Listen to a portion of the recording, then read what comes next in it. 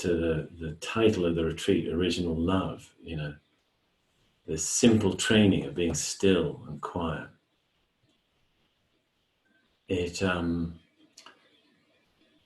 what it's doing is allowing, you coming back to the fish metaphor, it's allowing the dry earth for the waters, the water table, the aquifers to start welling up, soaking the earth, making it damp. And then more starts to actually seep out, emerge from the soil. Water starts to appear. And gradually, more water. Water seeping up, welling up, until, you know, there's an inch or two. And the dry fish flapping about starts to actually get some moisture all over it. And a little more water, and they can start swimming. More water, more water. And that poor, you know, sort of parched fish is back in its natural element. Yeah, and that's it's so beautiful that this can happen simply by being still. I mean, of course, yes, it's not just by being still, because we do it in a context. And in a way, that's sort of what I really want to talk a bit more about this morning, continuing this exploration of why this rather, you know, maybe sort of I don't know if it's elaborate or far-reaching or something, to claim that this practice is about original love. You know, of course, I mean, in a way, you know, you probably twigged already. I'm afraid I'm a bit slow on this myself almost. Of course, the term original love, of course, it echoes that other original term, original sin. And, you know, in the West, as some have said, the great narrative is that we're sort of originally wrong and need redemption. And in the East, the great narrative is we're originally sort of right, so to speak, but it's obscured and it needs to be uncovered.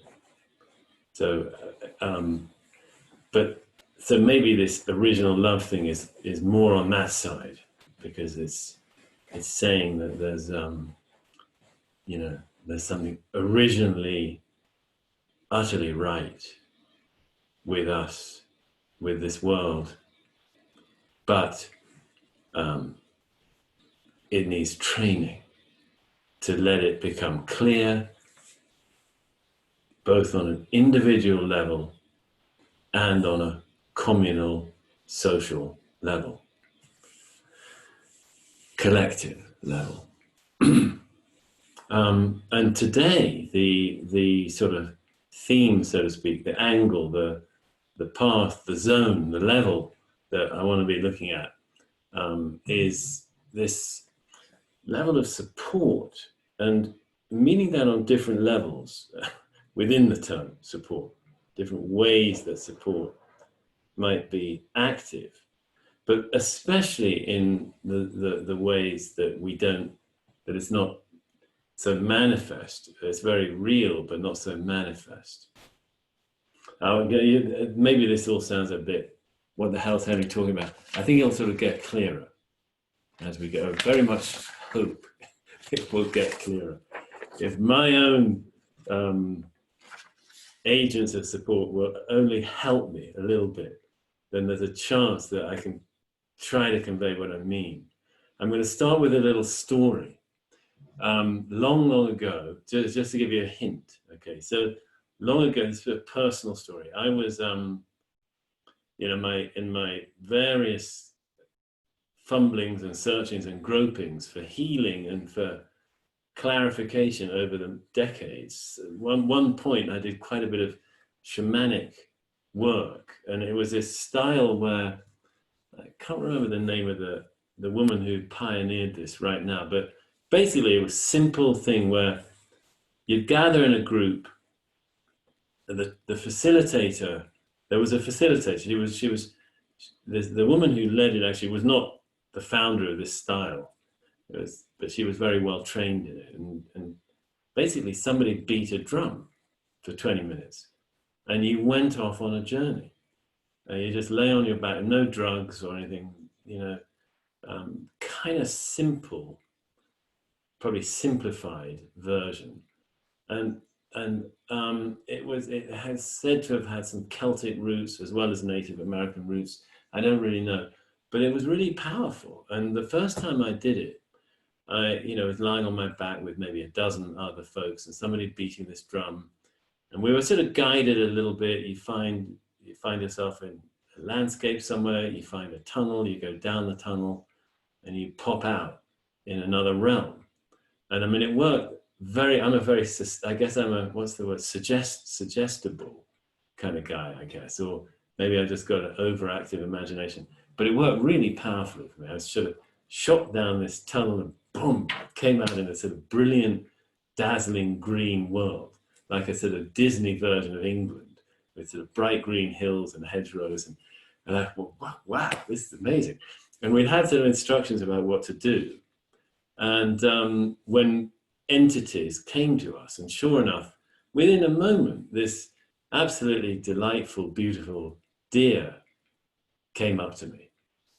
And we had to sort of introduce ourselves and ask who the deer was. So I said, "I'm Henry. Who are you?" And the deer said, "I'm the deer you didn't kill." And a shiver went through me. And I thought, what on earth is this deer talking about? And actually, it really was kind of cool, because several years before this, I'd totally forgotten about this. I'd had a writing assignment in Scotland and in the Highlands of Scotland. And as part of the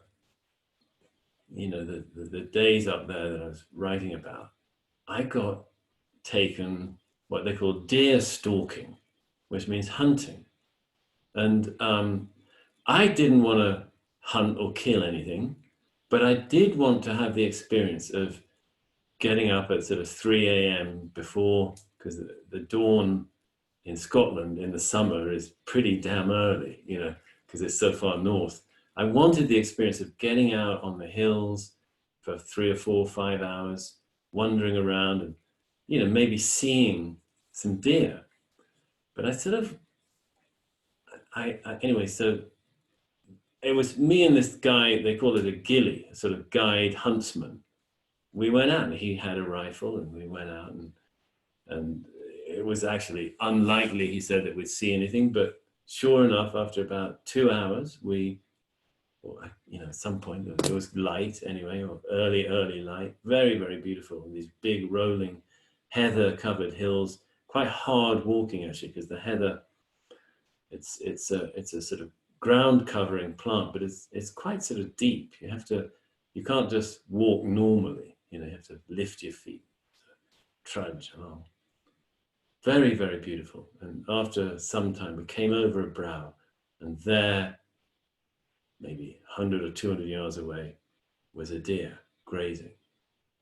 And he said, "Here you go, here's a shot." I mean, he probably didn't say anything, but he indicated, gave me the gun. And I didn't, being a sort of, it's a little, I don't want to go into things too much, but sort of just slightly, sort of uneasy with myself person back in those days. I sort of almost didn't want to disappoint him and say, "I'm not going to kill anything." And I know there's a lot to unpack there, but which I can't do right now. There isn't time. But anyway, basically, the long and the short of it, I actually found myself holding this gun, aiming at the deer, and realizing very clearly I don't want to do this. and I don't want him to do it either. So I lightly coughed in a way that I hoped would seem natural and would also be enough for the deer to realize it was in danger.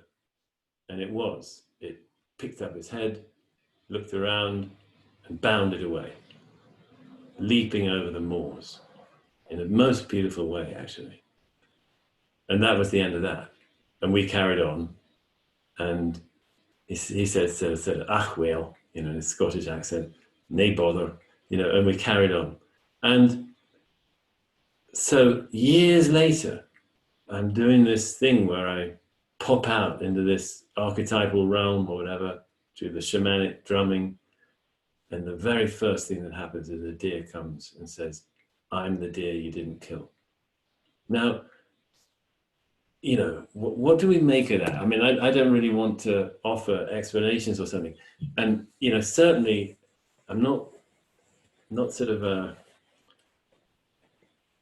I mean, I think that the answer to this lies somewhere in the realm of what Jung called the collective unconscious. It lies somewhere in the realm of what has been called the imaginal world and what others are called the archetypal realm, meaning that there's some level of our consciousness that is not material, it's not made of matter, but it's you know, it's somehow in the realm of the imagination, in the realm of consciousness, but it's not personal. I mean, it's personal and more than personal. It's personal and it's shared. It's personal and it's collective in Jung's term. And that it has, it's a network that we can somehow open up to. And it's a network of connection and support. And, you know, when we look at, but it's, you know, in a way our sort of ordinary minds don't know it, but there's a level of us, of our makeup, that does know it, although it needs some special sort of contexts to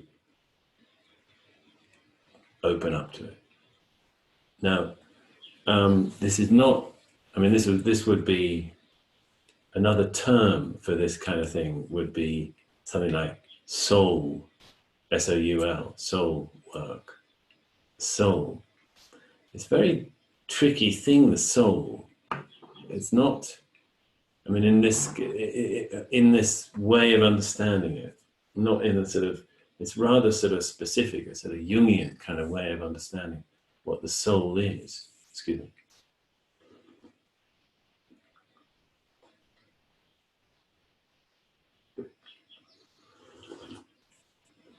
And how does it relate to our practice? Well, I mean, one obvious way it relates to our practice is that there's whole,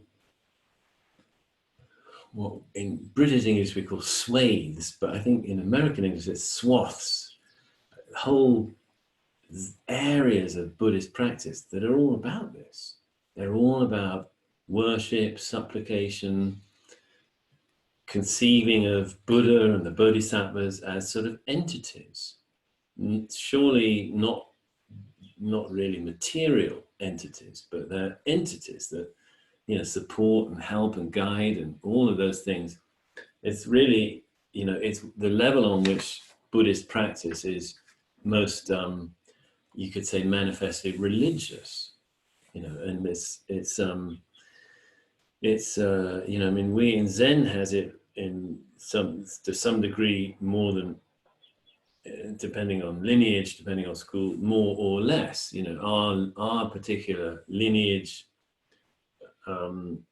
has it, you know, a little bit, you know, not very much, and they don't really, it's not an important part in a sense of the teaching in our lineage.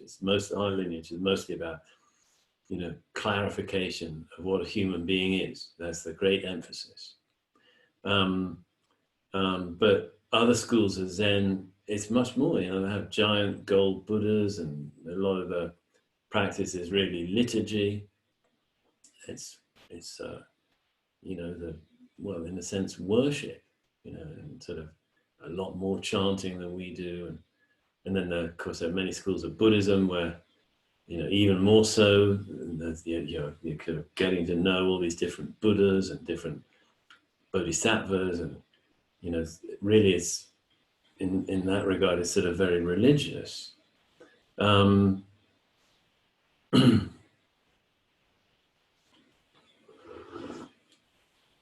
But for us, ways of sort of understanding this also might come from looking at, say, I'm going to read a little bit actually from this guy I've been quoting a bit lately, Bill Irvin.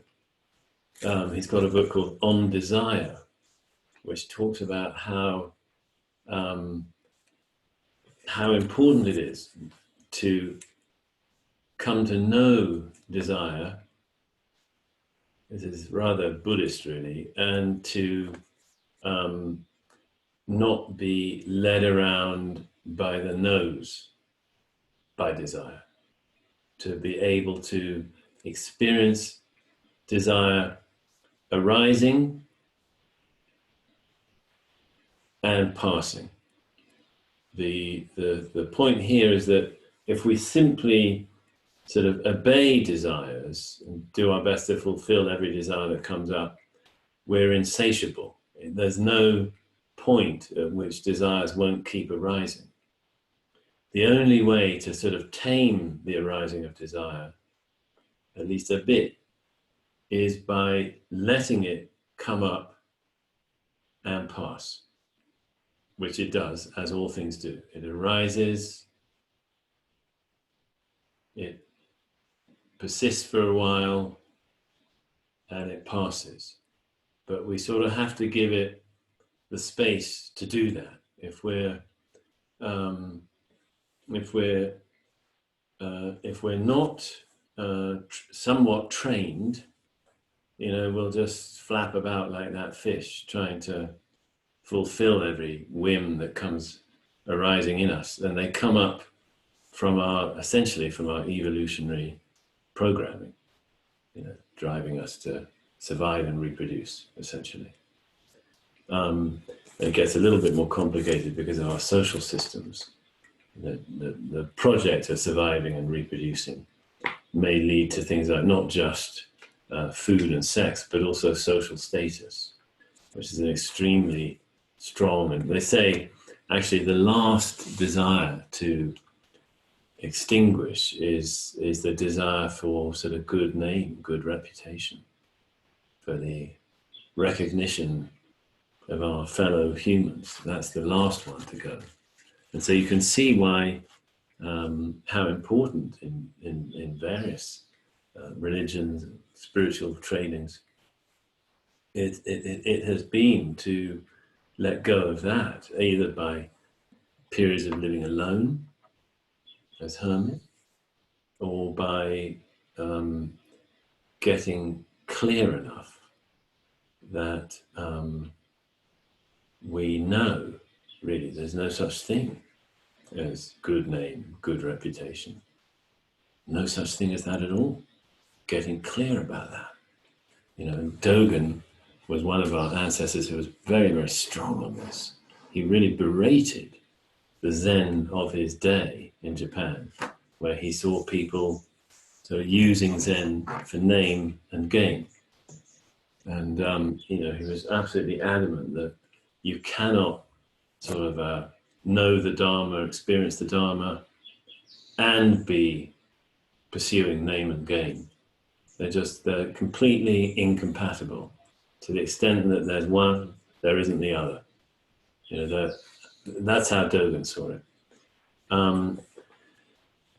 Anyway, how about this? Deny your desires, and you will find what your heart longs for.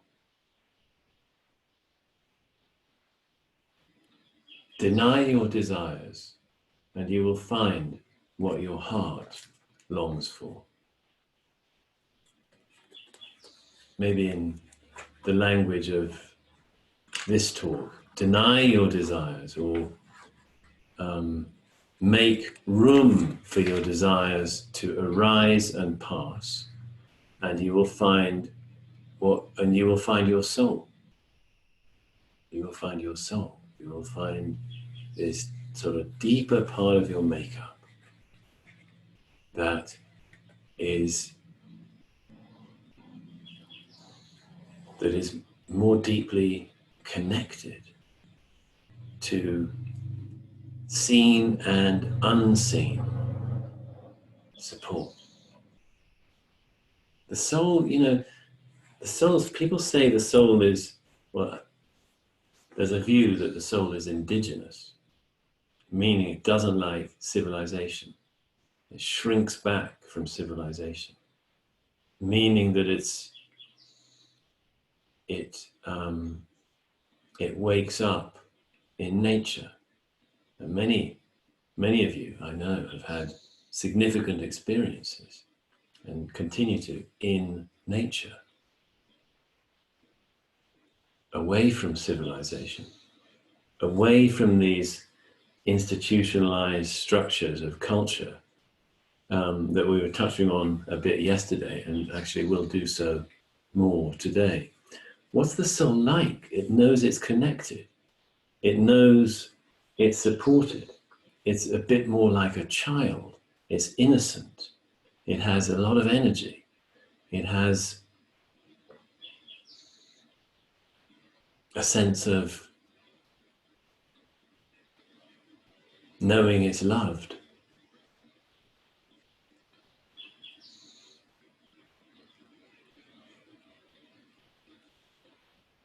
So, Henry, what are you talking about? Well, I'm offering this reminder that this practice of sitting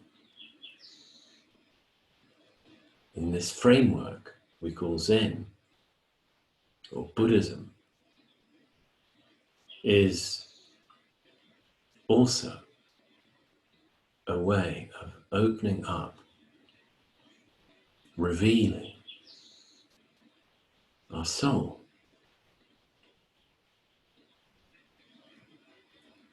Deeper than mindfulness. Mindfulness where we tend and allow and try to cultivate our hearts and minds. Somehow it's still rather down to us, not on this soul level. It's not down to us. You know, in mindfulness, let's say we're experiencing anxiety. We note that we are. We allow it. We, sit with it. We give it some love. We give it a home. We're patient. We find something quite beautiful in that process. And it turns into a seed of compassion. It's a nice process, by the way. But here in the soul level, it's different. We're not actually needing to, so to speak, do so much ourselves. Our part is to essentially become open to receiving help, guidance, support. Because there are other practices, I mentioned this shamanic thing, that are, this is really all they do kind of thing. They're totally all in on this level. Whereas practice has, I would be suggesting, other levels to it as well. Now, what is, but I think you're getting a sense of what this is like, right? Some sort of sense of just being able to just sit and entrust our practice to, let's call it, unseen help. You know, for of course, for some, this goes straight to religion, and that's either an acceptable thing or an unacceptable thing. It doesn't really matter, because, you know, leaving aside the question of religion, I think there's enough sort of sound work these days to support this notion of some kind of collective unconscious being a reality, that you don't really have to actually get into the debate about whether, you know, are there gods or are there not gods. You don't need to go there. You can just accept that our unconscious is precisely that, bigger than we know, beyond what we know, unconscious, and it has all kinds of help in it. Now,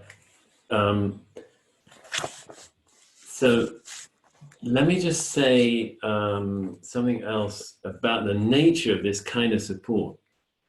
It does seem to me that it's got one kind of condition on it. I think I'd like you to all check this out if you're interested and see whether you agree with me. But it seems to me that this sort of support I'm talking about, it actually does, how do I put this? It's operative for our growth. In other words, if we're not, it seems like if we're not really trying to grow, it's harder to get this support. And this is maybe why it's important that we have this sort of first level of mindfulness, because if we're just caught in cycles of, you know, let's say anxiety, because that's a common one, but, you know, endless cycles of just sort of getting stuck in these eddies of experience, of emotion and cognition, just going round and round. This kind of support I'm talking about can't reach us. It's much harder for it to reach us. We have to have I mean, again, I'm just putting this out there, and I might be wrong, and I'm really happy to be told I'm wrong. I'm talking a little bit, you know, of course, from my own experience of this. I've done a lot of this kind of work in the realm of dream work, actually, myself as well. And there it was really, you know, dreams would show you, you're just stuck in an eddy. You're just going round and round. But on the other hand, if you are prepared to open up a little bit and feel the raw pain underneath that eddy, then we'll come and help you. And archetypal figures sort of come and help and encourage growth, which is often comes through opening to pain, actually. Same thing with this sitting. You sit and something difficult comes up. You can try to manage it in a mindful way. Or you can just say, you know, help, and see what happens. You know, another point that we'll be getting to more so as the week goes on is the one particular sort of great, possibly religious figure, well, it's very debatable whether it is or not, in Zen is Kanzeon. And Kanzeon, or Kannon, or Kuan Yin, is, you know, of course, great bodhisattva of compassion, of love, of mercy. Also sometimes conflated with prajna paramita, the perfection of wisdom, the great virtue of wisdom, or the clear seeing, the clear discovery and experiencing of utter goneness. Sometimes that very absence, that utter goneness, where there isn't a single thing, oddly enough, sometimes gets conflated with this sort of, goddess-like figure of infinite love. Why would that be? Because that very prajna paramita is what all things emerge from. Or you could say it is what all things are an expression of. Or you could say this very moment, each of us sitting here in our rooms, the room around you, the floor before you, the floor you're sitting on, the computer, the phone, the tablet, on whatever it's sitting on, air around you, walls, various sounds. This is prajna paramita, boundlessly gone, but infinitely arising.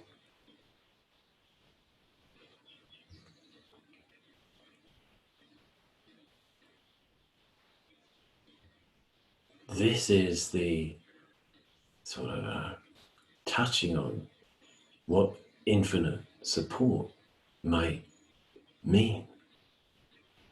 That no matter what kind of trouble you're in, no matter what kind of grievous loss and difficulty you may be facing, and I'm afraid I doubt any of us will be exempt from great difficulty at times. I don't think it's likely that any of us will be exempt. In those times, what is it? What might it be like to discover that the very situation, with the grief it brings and the pain it brings and the suffering it brings, is actually, there is a level on which it is, in fact, prajna paramita. It is, in fact, original love. This is not a sort of, this is not to be taken as some kind of awful denial of suffering. It's not. You only find this through suffering. It's through our pain and our grief and our losses and great difficulties that we do all inevitably have somewhere along the way. We hope not always and repeatedly, but some of us, even that, some of us may have, situations, for example, a parent where, there's a dear child, which is your own flesh, feels like it, going through repeatedly difficult, very difficult situations. Your child is suffering, and you're just, it's your own arm suffering. And actually, the more we train in this path, the more we see that all existence is one,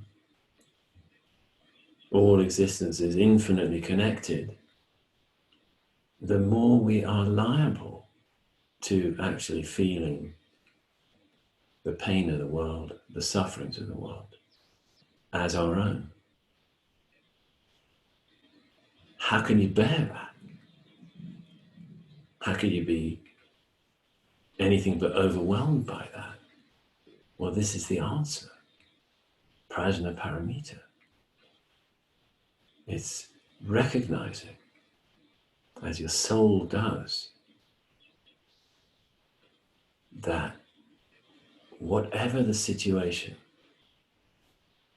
there's infinite support.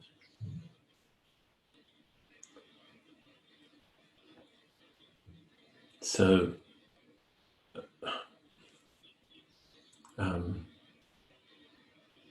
so now, I've got so much more to say. I write these notes and then I refine them and I abbreviate them. And I wind up, I hope, with like half a page of a few notes. And I just don't get through them in a talk. And I realize that that's probably a very good thing. And I don't want to overload and overwhelm. And so I'm gonna very shortly wind up. But before I do that, I am very conscious that I haven't addressed the issue of white supremacy in this talk. And I'm going to do so right now. And what I'm going to do, because I think we just have to keep recognizing we don't really have the right to ignore it, because we, as a predominantly white Sangha, I mean, I hope it's not uncomfortable for people to hear me say that, but it's a fact. We are a predominantly white Sangha. We have to be educating ourselves on what that means, why that's the way it is. Now, hold on, folks, wait a minute. I need to share the screen, and I'm getting a message. One participant can share at a time. Oh no, hold on. Let me just see if I can click that. Will it let me share now? Okay, I'm going to share the screen. Okay, here we go. Just take a look at this. I assume you're seeing it, right? This yellowish diagram. Yeah, everybody seeing that? Is this? Can somebody just give me a? Yeah, okay. It's working. Okay, I'm just going to talk you through this very, very briefly. This is, I think, a really helpful diagram for how we can. Well, it says, how am I addressing white supremacy? So on the left-hand side, there's the comfort zone. I stay silent. I deny my white privilege. I say all lives matter. So that's basically, I don't really want to see this. I don't really want to see this. Then the next zone is the fear zone. And I mean, I think I could probably share this. We could send this around so I don't have to actually sort of tell you everything on it. But if people would like it, just let me know. But basically, this is, it seems like it's sort of a little bit of, it's different from the comfort zone because it's getting a little bit more exposure to the reality of the situation, but still with some sort of denial in it. Then there's the learning zone. I evaluate information. I participate in democracy and protests. I seek out education on systemic racism. I don't condemn what I don't understand. Starting to learn. And then there's the growth zone, which I suspect most of us are probably, let's hope, sort of in the growth zone. I hold myself and elected leaders accountable to continue this fight. I speak out when I see racism in action. I take proper time off social media to look internally and analyze my own racial beliefs and anti-blackness. And then I understand that systemic change has to happen both on the national level and the individual level. I commit to anti-racism work, both personally and in my professional workplace. And I thank and have gratitude and support Black voices financially. So, we are I mean, this one, the systemic change has to happen both on the national level and the individual level. I mean, I think I was speaking a bit to this yesterday, but actually we have to, we do have to see the workings of it in ourselves, of privilege and of white supremacy. And I was talking a bit about the culture of whiteness, and as I understood it from growing up in England, um, and I think somehow when I was a young man, I had a lot of what they called Anglophobia, meaning it was a fairly common syndrome among English people actually to sort of hate England. We were good at hating England in certain pockets of the culture, and I mean, I spent my first adult years striving to get away from England and managed it. It took several years. I managed to set myself up as a writer who was able to travel. And I as I was saying yesterday, I went to play in bands in the Caribbean and just plunged myself into a non-white world as much as I could. But it wasn't really very intelligently done. It wasn't really consciously done. It was just some kind of yearning to be with less.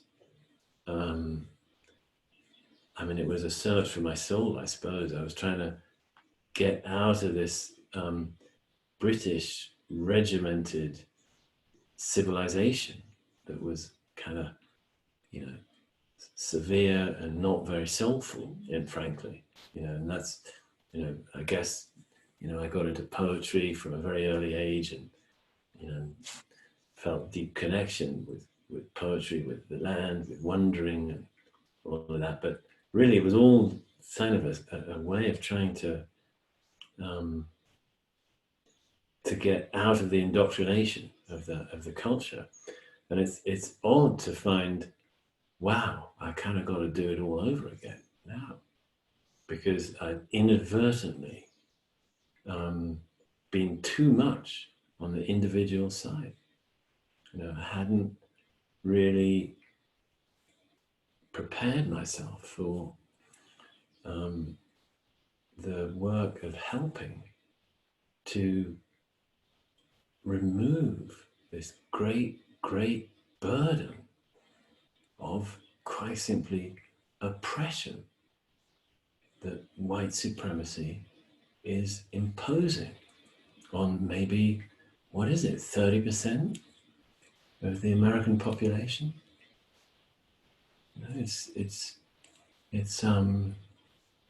I mean, I think, it's so, of course, it's so good that there's much more waking up to this going on, much more.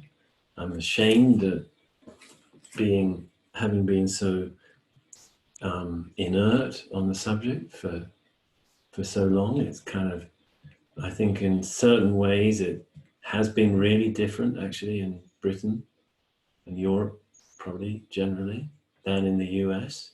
Different histories produce different situations.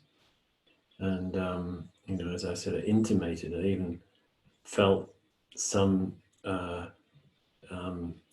the word? Some subjection to racist views and prejudice myself and my family, as a kid.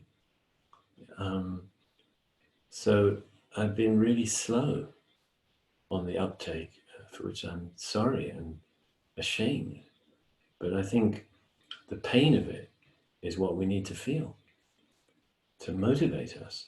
And as I'm saying, it's growth that solicits support. It's a two-way process. The more we open to growing in whatever areas we're called to grow, the more we do, the more support comes. And this practice is a channel for support. Don't really sort of, I don't care in a sense how many of us might frame it. But somehow this exposure of being still and quiet, it becomes a doorway for wider support, unseen support, and seen support. Both. Like these flowers. Gift from Margie. Look at these beautiful flowers. How did they get here? Well, in time of lockdown, Margie had a great idea. We got a terrible drive, by the way, and she didn't think she was going to make it up, but she was going to come in the car and just sort of, hand them over. I could leave them outside for a while before bringing them in. And actually, Margie's household and our household both very much sheltered, so it wasn't sort of high risk, But look at them. This is support. This is support for our souls. You don't have to do anything. You don't have to sort of have some special way of tuning into this or something. No. You don't have to do a thing. Just let your heart have a little smile. And that's how we'll grow in awareness of white supremacy, and how we'll be supported in our growth, and how we're going to be, finding each our own ways to hold our nation accountable. So that's today's little offering of a talk. And let's have a break, and we'll just come back and carry on sitting. And I suspect the resuming of sitting, should we say, I guess I'm really talking to Peg here, but no, all of you actually, in a sense, because you need to know this. I'm thinking like in 8 minutes. And of course, if you want to come and start sitting sooner, but of course you do. Of course you do. If you want to go and have a lie down, of course you do. This is one of the virtues of the virtual retreat, is that you do get to look after yourself as you need to, and nobody will mind. You won't be disturbing anybody. Okay, thank you very much indeed for your listening.